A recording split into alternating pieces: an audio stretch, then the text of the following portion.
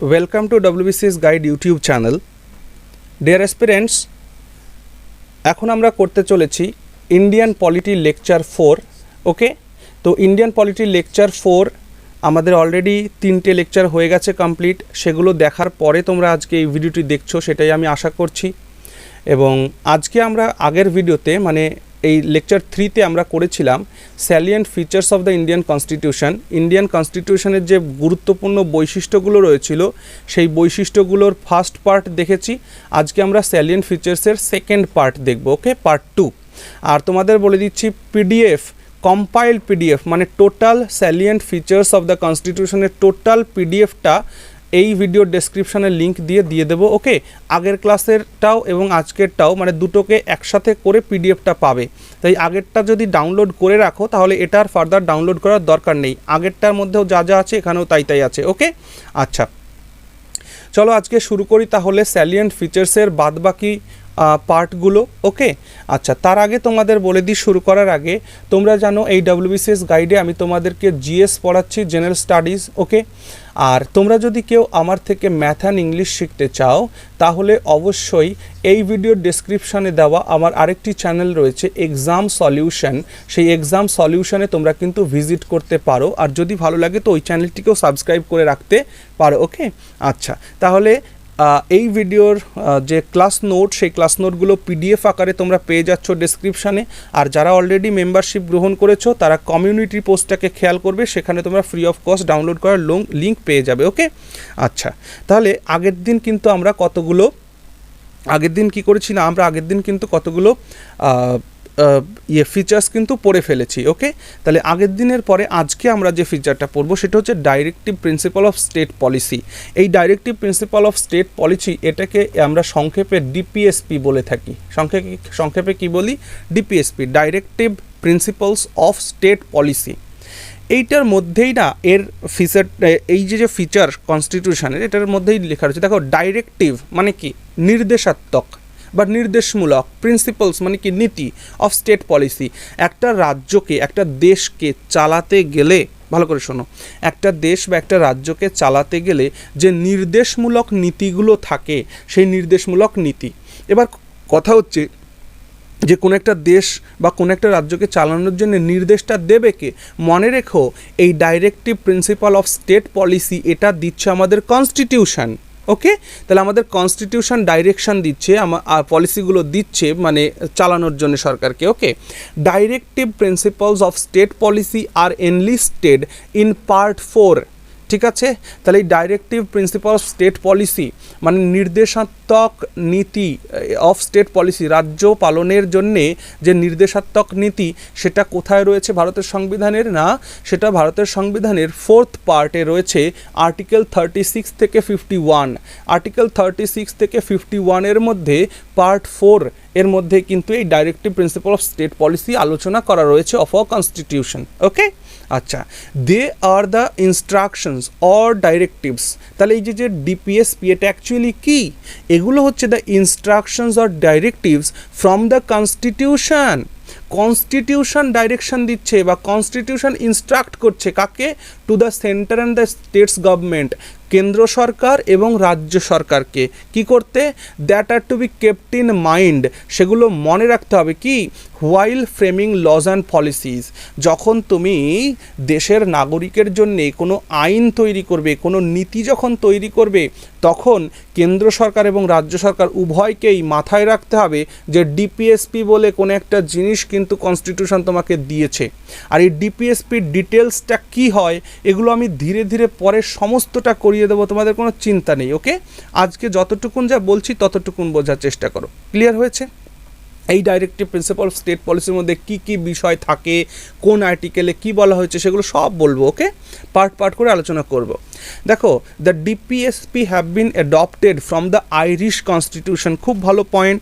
এবার প্রশ্ন ওঠে যে ডিপিএসপি এটা তুমি পেলে কোথা থেকে? ভারতের যে ফ্রেমার, কনস্টিটিউশনের যারা ফ্রেমার্স ছিল, কনস্টিটিউশন যারা তৈরি করেছেন, তারা এই directive principle of state policy এটা আনলেন কোথা থেকে?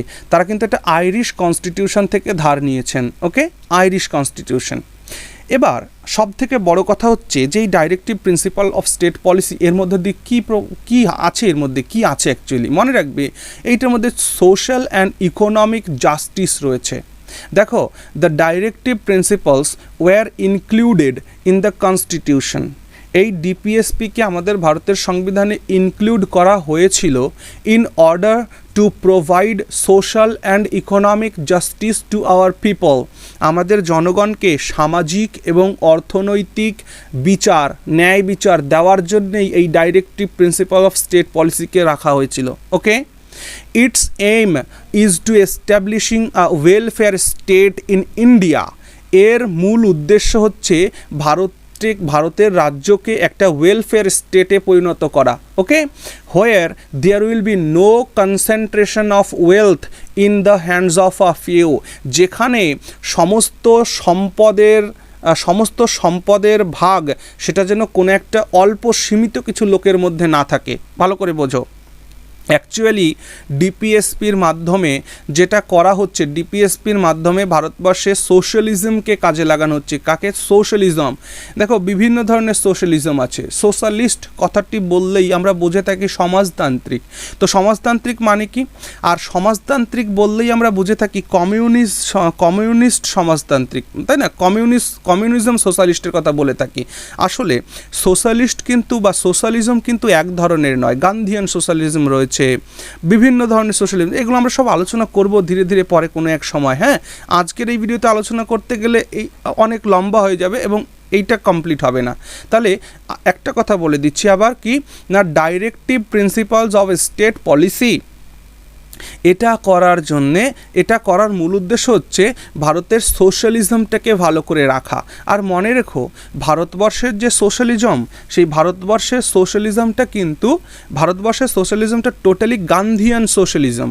ঠিক আছে, যেখানে কিনা মানে টোটাল কনসেন্ট্রেশন অফ ওয়েলথটা যাতে মানে সামান্য কিছু লোকের হাতে না থাকে। ঠিক আছে, তাহলে দেখে নাও, there will be no concentration of wealth in the hands of a few. অল্প কয়েকজনের হাতে সমস্ত সম্পদ যাতে না চলে যায়, সেটাই হচ্ছে এই ডিপিএসপির মূল উদ্দেশ্য। ওকে, তার মানে কি? সোশ্যালিজম মানে কি? সোশ্যালিজম মানে হচ্ছে প্রত্যেকটা ব্যক্তির সমান অধিকার। একটা দেশে যত ধরনের সম্পদ উৎপন্ন হচ্ছে, সেই সম্পদের প্রত্যেকের সমান অধিকার বা সমান ভাগ থাকবে। এটাই হচ্ছে সোশ্যালিজমের মূল বক্তব্য। তাই সোশ্যালিজমকে এস্টাবলিশ করার জন্যই কিন্তু ডিপিএসপির কনসেপ্টটাকে ভারতবর্ষে লাগু করা। Unlike the fundamental rights, the directive principles of state policy are non justiciable. ঠিক আছে, দেখো, এই জাস্টিসেবল মানে কি? জাস্টিসেবল মানে হচ্ছে বলবৎযোগ্য। তাহলে নন জাস্টিসেবল মানে কি? বলবৎযোগ্য নয়। এই ডিপিএসপিকে মানে ফান্ডামেন্টাল রাইটসের মতন বলবৎ করা যায় না। Which implies that no action can be brought against the state before a court of law for its failure of implementing the DPSP. এইখানে আমি তাহলে একটা জিনিস বুঝি না, যে ডিপিএসপিটাকে যখন আনাই হলো, তো সেটা যখন একদম ঐচ্ছিক একটা ব্যাপার হয়ে গেল, ঐচ্ছিক ব্যাপার হলে এটাকে আনারই বা কী দরকার ছিল? দেখো ঘটনাটা, এখানে যে পয়েন্টটাতে বলা হচ্ছে যে যদি কোনো রাজ্য সরকার এই ডিপিএসপি ইমপ্লিমেন্ট করতে, মানে এই ডিপিএসপিটাকে প্রয়োগ করতে যদি ব্যর্থ হয়, ভালো করে বোঝো, কোনো রাজ্য সরকার যদি এই ডিপিএসপিকে প্রয়োগ করতে ব্যর্থ হয়, তাহলে তুমি কখনোই সেই রাজ্য সরকারের বিরুদ্ধে কোনো অ্যাকশান নিতে পারবে না কোনো কোর্টে গিয়ে। যেমন তোমার ফান্ডামেন্টাল রাইটস আমরা পড়েছিলাম, তোমার যদি কোনো ফান্ডামেন্টাল রাইটস যদি তোমার ব্যাহত হয়, তাহলে তুমি হাইকোর্ট বা সুপ্রিম কোর্টে গিয়ে তার বিচার চাইতে পারো, তাই না? কিন্তু এই ডিপিএসপি যদি কোনো রাজ্য সরকার ইমপ্লিমেন্ট করতে ব্যর্থ হয়, তাহলে তুমি এই বিষয়টা কোর্টের সামনে নিয়ে যেতে পারো না। ওকে, এটা একটা বড় নেগেটিভ পয়েন্ট এর ক্ষেত্রে। ঠিক আছে, আমি যখন সোশ্যালিজম তোমাদের পড়াবো, অ্যাকচুয়ালি সোশ্যালিজম আমি তোমাদের অর্থনীতিতে পড়াবো, ইকোনমিক্সে পড়াবো। ইকোনমিক্স যখন পড়াবো সোশ্যালিজম ওখানে বলবো। ওকে, আচ্ছা, this principles provide the criteria with which we can জাজ the performance of the government. এবং এই প্রিন্সিপালের মাধ্যমে আমরা কোনো একটা সরকারের পারফরমেন্সটাকে বিচার করতে পারি, যে সেই সরকার কতটুকুন কাজ জনগণের স্বার্থে করতে পারলো বা কতটুকুন কাজ জনবিরোধী করতে পারলো। ওকে, সেটা আমরা মেজার করতে পারি এই ডিপিএসপি দিয়ে। ক্লিয়ার হলো ডিপিএসপি। তাহলে আমি একটু সাম আপ করি। ডিপিএসপির মূল কাজ হচ্ছে জনগণকে social and economic justice provide করা, ওকে। আর এই যে ডিপিএসপি মানে এটা হচ্ছে সংবিধান কর্তৃক প্রদত্ত কেন্দ্র সরকার বা রাজ্য সরকারকে দেওয়া একটা নির্দেশ, ওকে, ভেরি গুড। চলো নেক্সট, সেকুলার স্টেট। এবার যদি বলি সেকুলার স্টেট, অ্যাকচুয়ালি সেকুলার কথাটার অর্থ কী জানো? দেখো, actually the term secular means the complete separation between religion and the state. বলছে সেকুলার কথাটার মূল অর্থ হচ্ছে ধর্ম এবং রাষ্ট্রের মধ্যে কোনো যোগসূত্র থাকবে না। তাহলে ধর্ম আর রাষ্ট্রের মধ্যে যখন কোনো যোগসূত্র থাকে না তাকে বলা হয় অ্যাকচুয়াল সেকুলারিজম, হয়েছে। কিন্তু অ্যাকর্ডিং টু ইন্ডিয়ান কনস্টিটিউশন, কিন্তু ভারতের সংবিধানে সেকুলারের অর্থ হচ্ছে there is no official religion of the Indian state. বলছে যে ভারতের সংবিধান বলছে যে ভাই আমাদের মতে সেকুলারিজম মানে হচ্ছে যে ভারতবর্ষের ব্যক্তিগত, ভারতবর্ষ যে দেশ সেই ভারতবর্ষ দেশের ব্যক্তিগত কোনো ধর্ম নেই, অর্থাৎ ভারতবর্ষের স্টেট এই রাষ্ট্রের কোনো ধর্ম নেই, ওকে। কেন এমন বলা হলো ভারতের কোনো ধর্ম নেই? কেন বলা হলো বলতে পারো? দেখো, বলা হলো এই জন্যেই যে ভারতবর্ষ একটা ডাইভার্সিটির দেশ। ভারতবর্ষে বিভিন্ন ধর্মের লোক আছে, ভারতবর্ষে বিভিন্ন জাতের লোক আছে, তা ভারতবর্ষে বিভিন্ন ভাষাভাষীর মানুষ একসঙ্গে থাকে। তাহলে আমি কি করে বলে দিই যে ভারতবর্ষে একটা ধর্ম এস্টাবলিশ করা যায়? তাই স্টেটের কোনো রিলিজিয়ান নাই। তাই স্টেট কি করে? তাই স্টেট কি করছে? স্টেট প্রত্যেকটা ধর্মকে প্রোটেক্ট করছে, প্রত্যেকটা ধর্মকে রেসপেক্ট করছে, প্রত্যেকটা ধর্মকে প্রোটেক্ট করছে, ইকুয়াল সমান রাইট দিচ্ছে সমস্ত ধর্মকে, ওকে। একটা কথা মাথায় রাখো, এখানে আমি 2 নম্বর পয়েন্টটা লিখে রেখেছি, মনে রাখবে। এই 2 নম্বর পয়েন্টটা তোমরা কোনো বইতে নাও পেতে পারো, তবুও ভালো করে শুনে রাখো। ইন্ডিয়ান কনস্টিটিউশনটা হচ্ছে, দেখো, for Indian multi religious society. যেহেতু ভারতের সংবিধানটা হচ্ছে একটা মাল্টি রিলিজিয়াস সোসাইটি, বিভিন্ন ধর্মের লোক এখানে বাস করে, ইট implies in a greater concept. এবং এই জন্যে এই সেকুলার কথাটা ভারতের জন্য একটা বিরাট অংশে কাজ করে। আরেকটা কথা এই সূত্রে বলে দেওয়া উচিত, আমাদের যে সনাতন ধর্ম বা আমাদের যে হিন্দু সনাতন ধর্ম, সেই হিন্দু সনাতন ধর্ম কিন্তু শুরু থেকেই সেকুলার।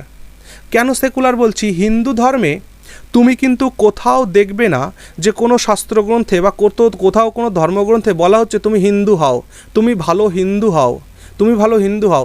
বেদেও নেই, পুরাণে নেই, গীতায় নেই, মহাভারতে নেই, রামায়ণে নেই, কোথাও নেই। মানে হিন্দুদের যে ধর্মশাস্ত্র, সেই হিন্দুদের ধর্মশাস্ত্রের কোথাও বলা হচ্ছে না যে তুমি ভালো হিন্দু হও, ভালো সনাতনী হও, এটা বলা হচ্ছে না। কি বলা হচ্ছে?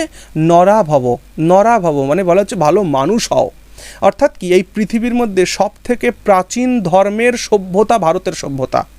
অর্থাৎ এই পৃথিবীতে যখন ধর্মের কোনো আবির্ভাব ঘটেনি তখনই কিন্তু ভারতের মানুষ ধর্ম জিনিসটা কি সেটা কিন্তু জানে, সনাতন ধর্ম, তাই না? সনাতন হিন্দু ধর্ম।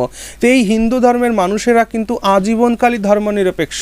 তাহলে ভারতের কাছে যে সেকুলার, সেই সেকুলারের অর্থই হচ্ছে ধর্মনিরপেক্ষ অ্যান্ড সর্বধর্ম সমভাব। এটা মাথায় রেখো, খুব ইম্পর্ট্যান্ট কথা, সর্বধর্ম সমভাব। ভারতের কাছে যে সেকুলারিজম, সেটা কি? ভারতের কাছে সেকুলারিজমের অর্থ হচ্ছে একটা গ্রেটার কনসেপ্ট, কি?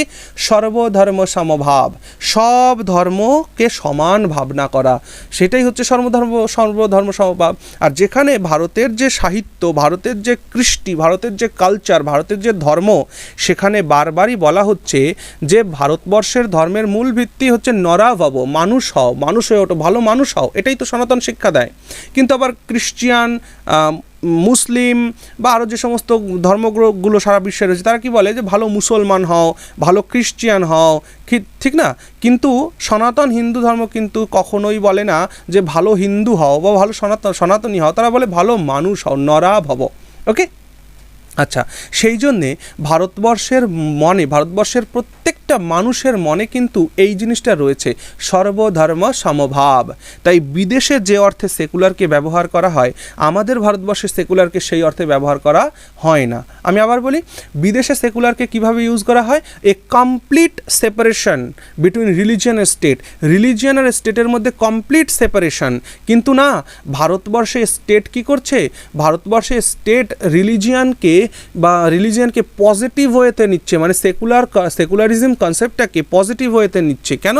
এটা কি করছে, giving equal respect to all religions, প্রত্যেকটা ধর্মকে ইকুয়াল রেসপেক্ট দিচ্ছে, সমান সম্মান দিচ্ছে, or protecting all religious equally, এবং সমস্ত ধর্মকেই ইকুয়ালি প্রোটেক্ট করা হচ্ছে। ওকে, আচ্ছা, it also implies that citizens are free to profess, practice and propagate any religion, এবং এই দেশের জনগণ তারা স্বাধীন তাদের ধর্মকে প্রফেস করতে। প্রফেস মানে কি, ধর্ম সম্পর্কে কথা বলা, হ্যাঁ, ধর্মের ব্যাখ্যা করা। তাহলে কেউ তার ধর্মের ব্যাখ্যা করতে পারবে, প্র্যাকটিস করতে পারবে, প্রোপ্যাগেট করতে পারবে, ছড়িয়ে দিতে পারবে তার ধর্ম সমস্ত জায়গায়, ঠিক আছে। However freedom of religion is not absolute. তবে এখানে একটা কথা মাথায় রাখা দরকার, যে ধর্মীয় স্বাধীনতাটা কিন্তু একদম অ্যাবসলিউট রাইট নয়। কেন? Same can be regulated in the interest of public. জনগণের সাথে এই ধর্মীয় স্বাধীনতাকে কিছু কিছু ক্ষেত্রে রেগুলেট করা যেতে পারে, এটাও মাথায় রেখো। যেমন কি, তোমরা কিছুদিন আগে দেখেছিলে যে ভারতবর্ষের সাউথ ইন্ডিয়ার একটা মন্দিরটার নাম মনে পড়ছে না কেন, একটা মন্দির ছিল না যেখানে মেয়েদের ঢোকা নিষিদ্ধ ছিল, কি যেন মন্দিরটার নাম ছিল, তো সেখানে মেয়েদের এন্ট্রি নেই। তো ওইখানে দেখেছো সরকার কিন্তু হস্তক্ষেপ করেছে, সুপ্রিম কোর্ট কিন্তু তার রুলিং সেখানে দিয়েছে যে না, মেয়েদেরকেও সেখানে ঢুকতে দিতে হবে। তার মানে কি, এইখানে কি হচ্ছে ব্যাপারটা, সেখানে ঢুকতে দিতে হবে, এখানে যে গভর্নমেন্ট রেগুলেট করে দিল, ঠিক না? বুঝতে পারছো কথাটা? তাহলে এই যে জিনিসটা রয়েছে, তোমার যে ধর্মের অধিকার, সেই ধর্মের অধিকারটা যেমন মানে অ্যাবসলিউট নয়, সরকার কোথাও কিন্তু সেটাকে রেগুলেট করতে পারে। আবার শুনেছিলে কিছুদিন আগে জালিকাট্টুতে কি হয়েছিল, জালিকাট্টুতে যে মানে ষাঁড়গুলোকে যে মানে করা হচ্ছিল, ওগুলোকে যখন বলা হলো যে এগুলোকে পশুদের অত্যাচার করা হচ্ছে, এটা বন্ধ করা উচিত, তখন কিন্তু সরকার তার হস্তক্ষেপ করেছিল জালিকাট্টির বিরুদ্ধে। বোঝা যাচ্ছে? ওকে, তারপর দেখো, the term secular was added to the preamble. আর এই সেকুলার কথাটি কিন্তু যখন সংবিধান তৈরি হচ্ছে তখন কিন্তু সেকুলার কথাটি ছিল না। The term secular added to the preamble of the Indian constitution by the 42nd amendment act of 1976। 1976 সালে 42তম সংবিধান সংশোধনীর মাধ্যমে এই আমাদের ভারতের যে প্রিয়াম্বল রয়েছে, সেই প্রিয়াম্বলে সেকুলার কথাটি ঢোকানো হয়। তাহলে সেকুলার আগে ছিল না, কিন্তু সেকুলার 42তম সংবিধান সংশোধনীর মাধ্যমে 1976 এটাকে ইন্ট্রোডিউস করা হয়। ওকে, আচ্ছা, ওকে, তাহলে বোঝা গেল সেকুলার স্টেট অর্থ কী। সেকুলার স্টেট মানে স্টেট মানে ভারতবর্ষের দিক থেকে স্টেট পুরোপুরি আলাদা না, একদম মানে সেপারেশন নেই। আমাদের স্টেট কী করবে, প্রত্যেকটা রিলিজিয়ানকে মানে রেসপেক্ট করবে এবং তার প্রোটেকশন দেবে। ক্লিয়ার হলো? Very good. আচ্ছা, এবার দেখো, ইন্ডিপেন্ডেন্ট অ্যান্ড ইন্টিগ্রেটেড জুডিশিয়ারি। আমাদের ভারতবর্ষে যেটা রয়েছে সেটা হচ্ছে ইন্ডিপেন্ডেন্ট অ্যান্ড ইন্টিগ্রেটেড জুডিশিয়ারি রয়েছে। ভারতবর্ষের জুডিশিয়ারি মানে কি, বিচার ব্যবস্থা। এই ভারতবর্ষের যে বিচার ব্যবস্থা, সেই ভারতবর্ষের বিচার ব্যবস্থাটা হচ্ছে ইন্ডিপেন্ডেন্ট, স্বাধীন এবং ইন্টিগ্রেটেড, এবং একটার সাথে একটা কানেকশন রয়েছে। মানে সর্বোচ্চ একদম টপে বসে আছে সুপ্রিম কোর্ট। সুপ্রিম কোর্টের থেকে নিচে প্রত্যেকটা রাজ্যের জন্য তাদের একটা হাইকোর্ট করে দেওয়া হয়েছে। আবার হাইকোর্টের নিচে প্রত্যেকটা জেলাতে ডিস্ট্রিক্ট কোর্ট তৈরি করে দেওয়া হয়েছে, সাবঅর্ডিনেট কোর্ট তৈরি করে দেওয়া হয়েছে। বোঝা গেল? এই যে প্রত্যেকটা কোর্টের সাথে একটার যে ইউনিয়ন, এটাকেই বলা হচ্ছে ইন্টিগ্রেটেড। তাহলে ইন্ডিপেন্ডেন্ট অ্যান্ড ইন্টিগ্রেটেড মানে প্রত্যেকটা জুডিশিয়ারি বিচার ব্যবস্থা স্বাধীন এবং একে অপরের সাথে ইন্টার রিলেটেড। ওকে, আচ্ছা, the Indian constitution provides for an independent judiciary. আমাদের ভারতের সংবিধানের একটা মূল বৈশিষ্ট্য হচ্ছে কিনা যে ইন্ডিপেন্ডেন্ট জুডিশিয়ারি প্রোভাইড করছে আমাদের।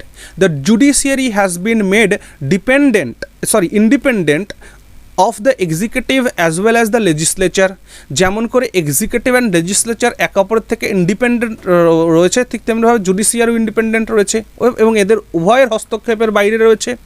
কারণ এই জুডিশিয়ারি এক্সিকিউটিভেরও বিচার করে, আবার এই জুডিশিয়ারি লেজিসলেটিভেরও বিচার করে। Okay, the constitution provides a single integrated judiciary with the supreme court at the top, মানে সুপ্রিম কোর্ট একদম টপে থাকবে, বিলো দ্য এসসি মানে সুপ্রিম কোর্টের নিচে হাইকোর্টস থাকবে, হাইকোর্টসের পরে মানে হাইকোর্টসের আন্ডারে কতগুলো সাবঅর্ডিনেট কোর্ট থাকবে ডিস্ট্রিক্ট লেভেলে, বোঝা গেছে। দ্য এসসি এই এবং মনে রাখো জুডিশিয়াল রিভিউ বলে একটা টার্ম আছে, জুডিশিয়াল রিভিউ, ঠিক আছে, মানে যেটাকে বলা হয় কোনো একটা রুলিং, মনে করো কোনো একটা রুলিং কোনো একটা কোর্ট দিল, সেই রুলিংটাকে রিভিউ করার জন্যে, মানে সেই রুলটাকে আবার রিভিউ করার জন্য, রিভিউ মানে কি পুনরায় বিবেচনা করা, তো এই পুনরায় বিবেচনা করার ক্ষমতা শুধুমাত্র সুপ্রিম কোর্ট অ্যান্ড হাইকোর্টের হাতেই রয়েছে, সাবঅর্ডিনেট কোর্টগুলোর কিন্তু নেই।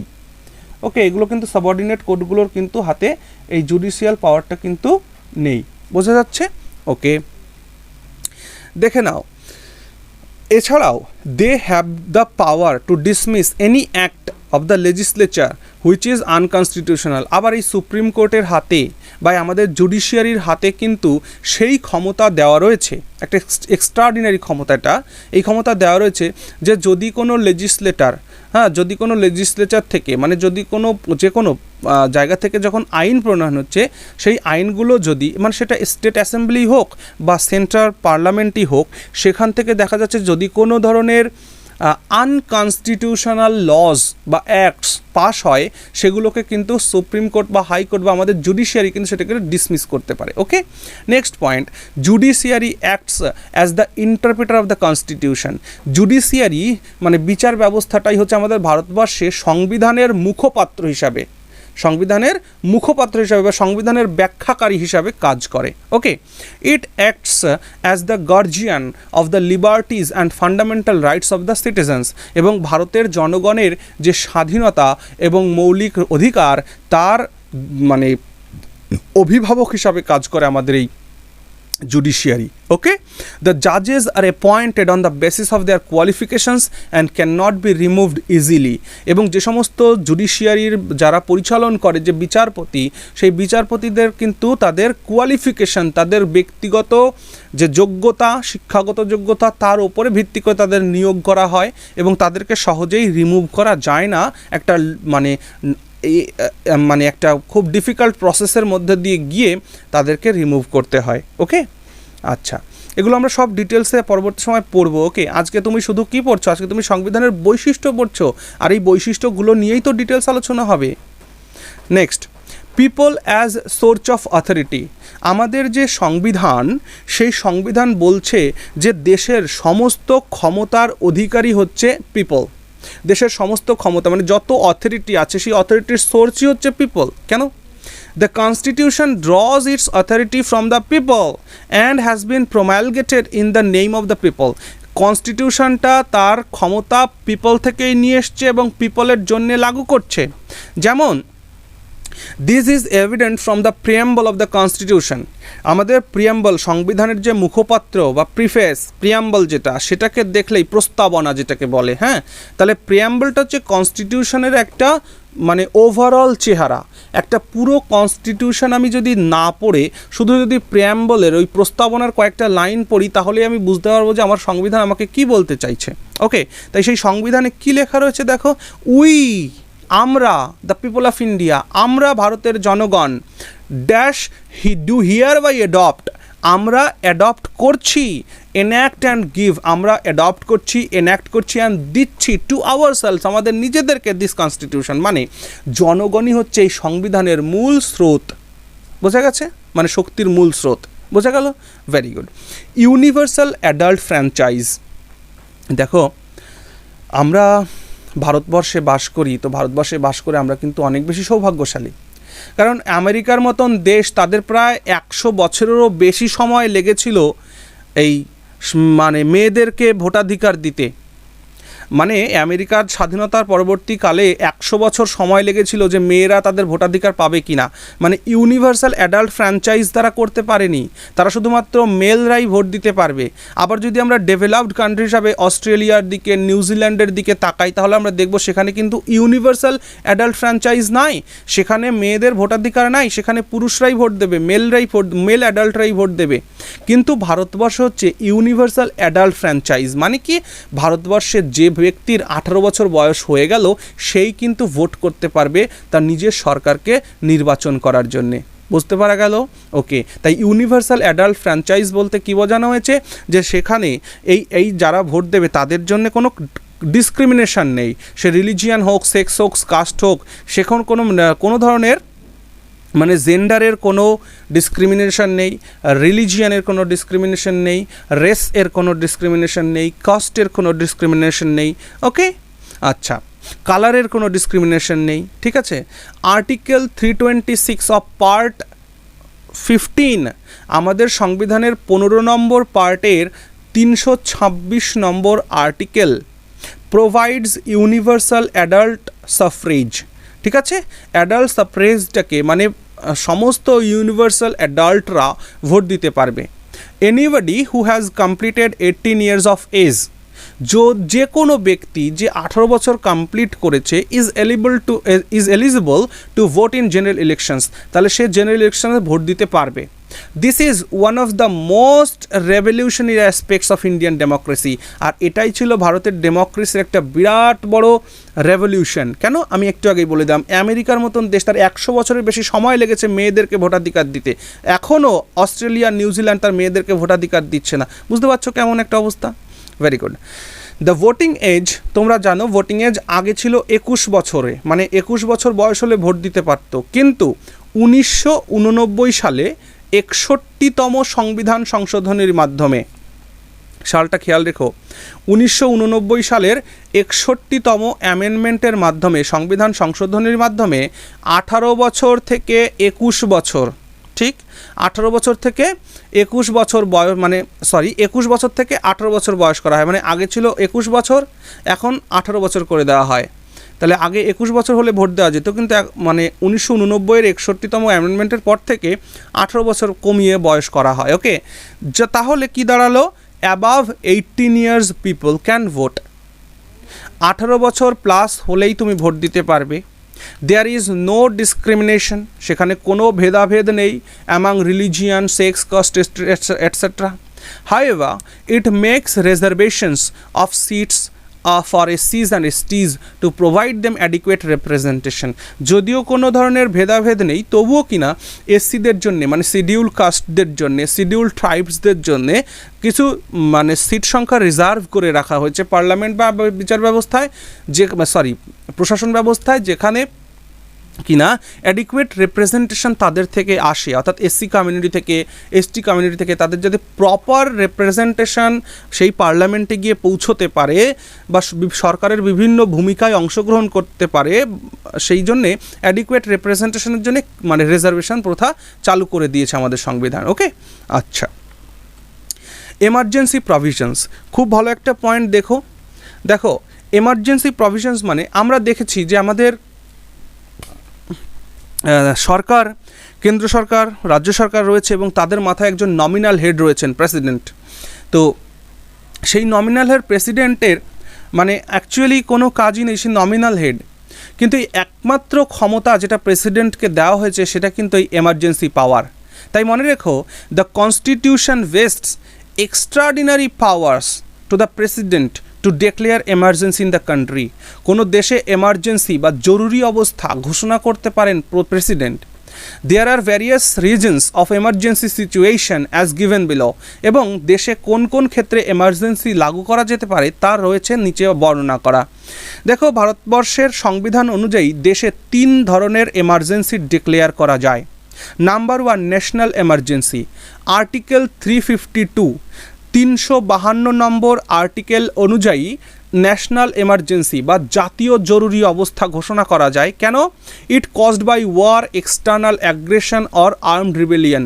যদি কোনো দেশ যুদ্ধ যদি কোনো দেশ যুদ্ধরত থাকে, মনে করো ভারতবর্ষ যদি আজকে চায়নার সঙ্গে যুদ্ধরত হয়ে যায়, তখন ন্যাশনাল এমার্জেন্সি ঘোষণা করে দেওয়া যেতে পারে। আবার এক্সটার্নাল অ্যাগ্রেশন বা চায়না যদি আমাদেরকে অ্যাটাক করে দেয়, তাহলেও কিন্তু এক্সটার্নাল অ্যাগ্রেশনের জন্যে বাইরের থেকে মানে আমাদেরকে প্রেশারাইজ করার জন্য বা অ্যাগ্রেস করার জন্যে কিন্তু ন্যাশনাল এমার্জেন্সি ঘোষণা করা যেতে পারে। আবার যদি নিজের দেশের মধ্যে সৈন্যবাহিনী যদি রিবেলিয়ান করে, মানে নিজের দেশের সৈন্যবাহিনী যদি বিদ্রোহ ঘোষণা করে দেয়, তবুও ন্যাশনাল এমার্জেন্সি ঘোষণা করা যায়। তাই ন্যাশনাল এমার্জেন্সি আর্টিকেল 352 এর আন্ডারে কিন্তু আসে। ওকে, আচ্ছা, এবার আসছে স্টেট এমার্জেন্সি। তাহলে ন্যাশনাল এমার্জেন্সি যেমন হলো তেমন স্টেট এমার্জেন্সি হবে। এবার দেখো, মনে করো ভারতবর্ষের কোনো একটা স্টেট, ভারতবর্ষের কোনো একটা রাজ্য, সেখানে যে সরকার নির্বাচিত হয়েছে, সেখানে যে মুখ্যমন্ত্রী আছে বা সেখানে যে মুখ্যমন্ত্রীর ক্যাবিনেট রয়েছে, তারা সঠিক কাজ করতে পারছে না বা তারা কোনো বাজে কাজ করছে, তারা জনবিরোধী কাজ করছে, তখন প্রেসিডেন্ট চাইলে কেন্দ্র সরকারের পরামর্শ নিয়ে প্রেসিডেন্ট কিন্তু সেই রাজ্যে স্টেট এমার্জেন্সি লাগিয়ে দিতে পারে। আর স্টেট এমার্জেন্সি লাগানোর মানেই হচ্ছে সেখানে তাদের সেই রাজ্যের ক্যাবিনেটকে ভেঙে প্রেসিডেন্টের রুলটাকে বসিয়ে দেওয়া। তাহলে ঠিক আছে, বোঝা গেল। তাহলে প্রেসিডেন্ট রুল মানে এটার আরেকটা নাম। তাহলে স্টেট এমার্জেন্সির আরেকটা নাম আমরা কি বলতে পারি না, প্রেসিডেন্ট রুল বলতে পারি। Okay, it caused by the failure of the constitutional machinery in states. যখন কোনো একটা রাজ্যের কনস্টিটিউশনাল মেশিনারি মানে সাংবিধানিক প্রতিষ্ঠানগুলো বা পরিকাঠামোগুলো যখন ভেঙে পড়ে, তখন রাজ্যে জরুরি অবস্থা ঘোষণা করে দেওয়া হয়, আর তখন রাজ্যের যে ক্যাবিনেট আছে সেটাকে ভেঙে দিয়ে রাষ্ট্রপতির শাসন জারি করা হয়। ওকে, এটা আর্টিকেল 356 বলছে।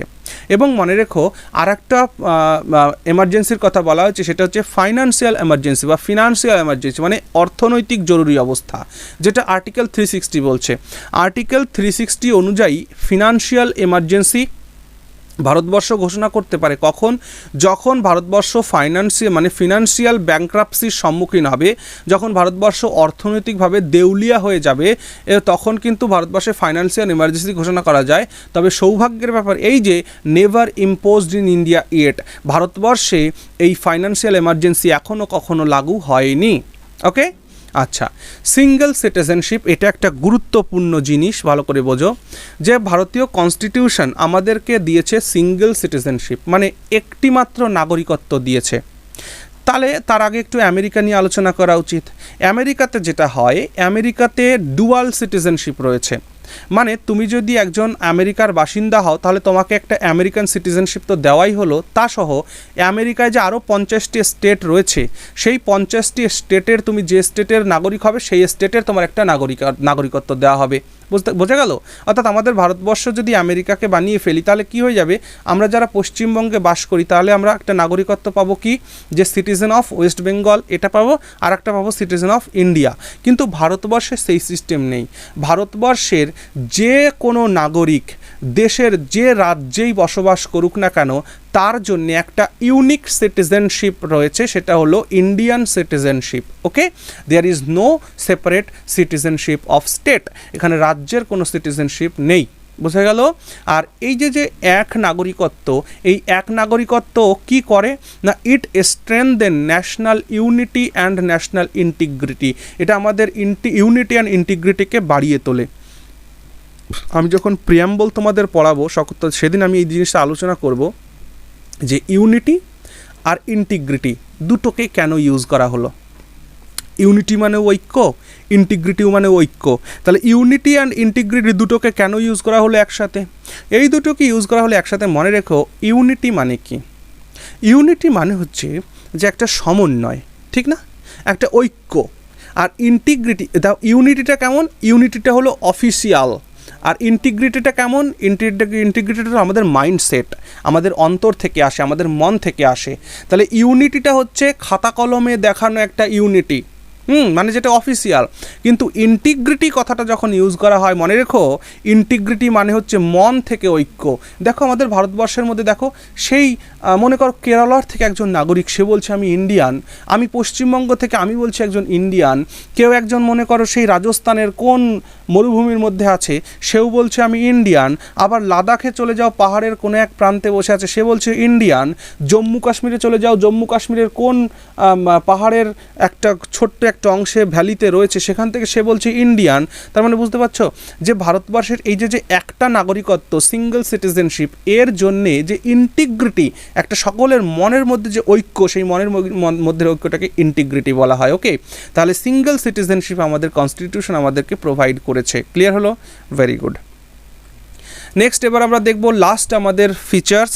সেই লাস্ট ফিচারের মধ্যে আমরা দেখব ফান্ডামেন্টাল ডিউটিজ। দেখো, যেমন করে মৌলিক অধিকার রয়েছে, দেখো তুমি যদি কোনো অধিকার পেতে চাও তাহলে নিশ্চয়ই তোমার কিছু কর্তব্য থাকা উচিত। মানে উইদাউট মানে duties you never desire for rights, ঠিক? যদি তুমি কোনো কর্তব্য পালন না করো তাহলে তুমি অধিকারের প্রত্যাশা কিভাবে করো?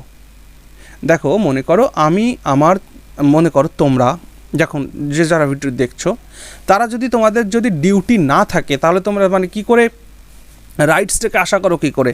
মানে তুমি যদি তোমার ছোট ভাইকে ভালো না বাসো, যদি তোমার ছোট ভাইকে তুমি সাহায্য না করো, তাহলে সেই ছোট ভাইয়ের থেকে তুমি যে কোনো সুবিধা পাবে সেটা কেন মনে করো? তাই কিছু পেতে গেলে কিছু করতে হয়। তাই তুমি যখন ফান্ডামেন্টাল রাইটস ভোগ করছো, তাই তোমাকে ফান্ডামেন্টাল ডিউটিজও কিছু পালন করতে হবে। কিন্তু ভারতের সংবিধান যখন তৈরি হয় তখন কিন্তু এই ফান্ডামেন্টাল ডিউটি ছিল না ভারতের সংবিধানে। তাই মনে রেখো, ভারতের সংবিধান originally fundamental duties were not the part of Indian constitution. ভারতের সংবিধানের অরিজিনাল কনস্টিটিউশনে কিন্তু এই ফান্ডামেন্টাল ডিউটিজ ছিল না। But now Indian constitution has 11 fundamental duties. কিন্তু এখন ভারতের সংবিধানে মোট 11টি ফান্ডামেন্টাল ডিউটি রয়েছে। আর এই 11টা ফান্ডামেন্টাল ডিউটির মধ্যে 10টা ফান্ডামেন্টাল ডিউটি ইনসার্ট করা হয়েছে আমাদের সংবিধানে পার্ট 4-এর এতে। পার্ট 4A, জিনিসগুলো ভালো করে বোঝো। পার্ট 4-এর এ। দেখো, কনস্টিটিউশন যেটা হয়েছে আমাদের লেখা, সেই কনস্টিটিউশন তো আমরা কাটাকাটি করতে পারবো না, তাই না? তাই মনে করো, আমি একটা তোমাদের উদাহরণ দিচ্ছি। ধরো এরকম কিছু নেই, আমি তোমাদের উদাহরণ দিচ্ছি। মনে করো যে 300 নাম্বার একটা আর্টিকেল রয়েছে, আর্টিকেল 300। আর সেই আর্টিকেল 300-র পরে রয়েছে তাহলে নিশ্চয়ই 301 আর্টিকেল থাকবে, আর্টিকেল 301 থাকবে, ঠিক তো? কিন্তু মনে করো যে এই 300-র সঙ্গে রিলেটেড আর একটা বিষয়, একটা আইন এখানে যুক্ত হবে, তখন আমি কি করে যোগ করব? আমি তো 301 তো অলরেডি এখানে লেখা রয়েছে, আমি কি এই 301 আবার এরপরে করতে পারবো না। তখন আমি এইখানে যেটা ঢোকাতে হবে সেখানে আমি কি করব? সেখানে আমি 300A করে দেব। যদি আর একটা করতে হয় তাহলে 300B করে দেব। যদি আরও করতে হয় তারপরে আমি 300C করে দেবো। বুঝতে পারছো? এইভাবে আইনগুলোকে জোড়ানো হয়, অ্যাডিশন করা হয়, ইনসার্ট করা হয়। কারণ অলরেডি সংবিধান লেখা হয়ে গেছে, তুমি যদি একটা পাল্টাতে চাও তাহলে পরপর সবই তো পাল্টে ফেলতে হবে, তা তো সম্ভব নয়। তাই যখনই নতুন কিছুকে ইনসার্ট করা হয় তখন সেটাকে, যেমন এই যে পার্ট 4-এ রয়েছে অন্য বিষয়, আর সেইখানে আমি কি নতুন একটা বিষয়কে ইন্ট্রোডিউস করছি। তাই আমি কি করে দিলাম? আমি ওই পার্টটার নাম করে দিলাম পার্ট 4A। মানে পার্ট 4A, এই যে যখন করে দিলাম পার্ট 4A, তখন হয়ে গেল এটা একটা আলাদা পার্ট। বোঝা যাচ্ছে? ক্যাপিটাল লেটারে যদি থাকে মনে করবে এটা হচ্ছে মেইন সেকশন, যদি স্মল লেটারে থাকে তো মনে করবে এটা সাবসেকশন। বুঝা গেল? এগুলো আমি পরে আলোচনা করব, যেদিন কনস্টিটিউশন মানে প্রিয়াম্বল শেষ করার পরে আমি এটা আলোচনা করে দেবো পুরো কনস্টিটিউশন নিয়ে। ওকে, আচ্ছা। তাহলে 1976 সালে, তাহলে কি বললাম যে প্রথমেই ফান্ডামেন্টাল ডিউটিসগুলো ভারতের সংবিধানের অংশ ছিল না, কিন্তু 1976 সালে যখন সংবিধান সংশোধন হলো, 42তম সংবিধান সংশোধন, এই 42তম সংবিধান সংশোধনকে না মানে মিনি কনস্টিটিউশন অ্যাসেম্বলি বলা যেতে পারে, কারণ সংবিধানের অনেক কিছু এই 42তম সংবিধান সংশোধনীতে চেঞ্জ করা হয়েছে। ওকে, তাই একটা কমিটি নিয়োগ করা হয়েছিল, শরণ সিং কমিটি। এই শরণ সিং কমিটিকে নিয়োগ করা হয়েছিল এই ফান্ডামেন্টাল ডিউটিসগুলোকে মানে ফর্মুলাইজ করার জন্যে, এবং তিনি কি করলেন? পার্ট 4A-তে ঢুকিয়ে দিলেন এই ফান্ডামেন্টাল ডিউটিসগুলো। তাহলে 1976 সালের 42তম সংবিধান সংশোধনের মাধ্যমে 10খানা ফান্ডামেন্টাল ডিউটিকে অ্যাড করা হয় এই পার্ট 4A-তে। ওকে, আর আর্টিকেল ইউজ করা হয়েছে আর্টিকেল 51A। আর্টিকেল 51-এর সঙ্গে আর্টিকেল 50A-এর কোনো সম্পর্ক নেই। ভালো করে বোঝো, আর্টিকেল 51-এর সঙ্গে আর্টিকেল 51A এর কোনো সম্পর্ক নেই। অর্থাৎ আর্টিকেল 51 একটা আলাদা বিষয়, আর আর্টিকেল 51A এটাও একটা আলাদা বিষয়, মানে দুটোর সাথে কোনো রিলেশন নেই। যেহেতু এটাকে একটা নতুন জিনিস ইনক্লুড করা হয়েছে, তাই ABC আমি একটু আগেই বললাম ওভাবেই ইনক্লুড করা হয়। ওকে, তাহলে এই আমাদের ফান্ডামেন্টাল ডিউটিস সংবিধানের কত নম্বর ধারায় রয়েছে? না, এই ফান্ডামেন্টাল ডিউটিস আমাদের সংবিধানের 51A ধারায় রয়েছে। আর কোন পার্টে রয়েছে? পার্ট 4 এর এতে রয়েছে। ওকে, আচ্ছা, তাহলে 10টা ফান্ডামেন্টাল ডিউটিস কখন ইনক্লুড করা হয়েছিল? 1976 সালের 42তম সংবিধান সংশোধনীর মাধ্যমে, ঠিক আছে।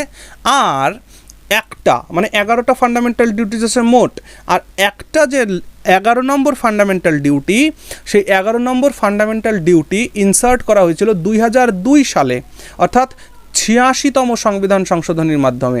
হ্যাঁ, এবং এগুলো কি ছিল, মানে কোনটা অ্যাড করা হলো, এগুলো আমি নেক্সট অবশ্যই তোমাদের জানিয়ে দেব। ওকে, এগুলো নিয়ে আরও পরে আলোচনা হবে। তাহলে ঠিক আছে, আজকে এই পর্যন্তই রাখলাম। শেষ হয়ে গেল আমাদের ইন্ডিয়ান কনস্টিটিউশনাল ফিচার্স, ভারতের সংবিধানের বৈশিষ্ট্য। সেই ভারতীয় সংবিধানের বৈশিষ্ট্য শেষ হলো। তোমরা ভালো করে পড়াশুনো করতে থাকো, এখান থেকে নোটগুলোকে কালেক্ট করতে থাকো। ওকে, তাহলে এখানেই শেষ করছি, এবং যদি তোমাদের কোনো মতামত থাকে অবশ্যই কমেন্ট সেকশানে লিখে জানিও।